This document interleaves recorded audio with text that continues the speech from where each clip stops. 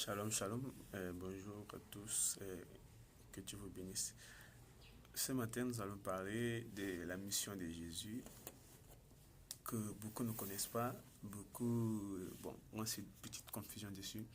Mais par la grâce de Dieu, ce matin, avec l'aide du Saint-Esprit, on peut éclairer toi et moi sur ça. Ok, let's go. Ok, lorsque l'ange vient annoncer la naissance de Jésus, dans Matthieu chapitre 1, il dit c'est lui qui viendra délivrer son peuple de ses péchés. Hmm. Mais aujourd'hui, beaucoup connaissent Jésus sur le thème des guérisseurs, des faiseurs de miracles, et c'est une rumeur qui a couru jusqu'aujourd'hui, même en Israël. Or, c'est pas pour cela que Jésus-Christ est venu, non.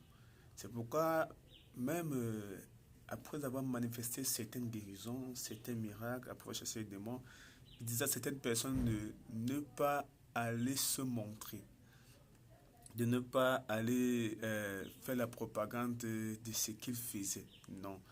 Pas pour dire que non, Jésus n'est pas puissant et qu'il ne guérit pas. Non, c'est pas ce que j'ai dit. Mais c'était pour lui une façon de dire que n'allez pas vous montrer, que les gens ne viennent pas me chercher parce qu'il y a des miracles, que les gens ne viennent pas me chercher parce qu'il, je sais pas, parce qu'il y a des choses que je donne. Non, pas pour cela, mais qui viennent me chercher parce qu'ils ont besoin de moi pour être sauvés. Parce que on peut manifester le miracle, on peut vivre le miracle, mais sans être sauvé, sans que notre âme soit délivrée, soit affranchie. Ah, regardons Israël dans le désert. Ils ont demandé de manger de la viande. Puis, après avoir mangé de la viande, ils sont morts. Donc, le miracle ne leur a servi à rien sur ce coup-là. Mais par contre, lorsque ton âme est sauvée, lorsque tu as déjà la capacité de pouvoir faire la volonté de Dieu, tout ce que tu voudras, toute ta vie ne sera qu'une vie de miracles. Parce qu'il a dit, les signes qui accompagneront ceux qui auront cru. Ceux qui auront cru, c'est quoi? Croire nous renvoie à obéir.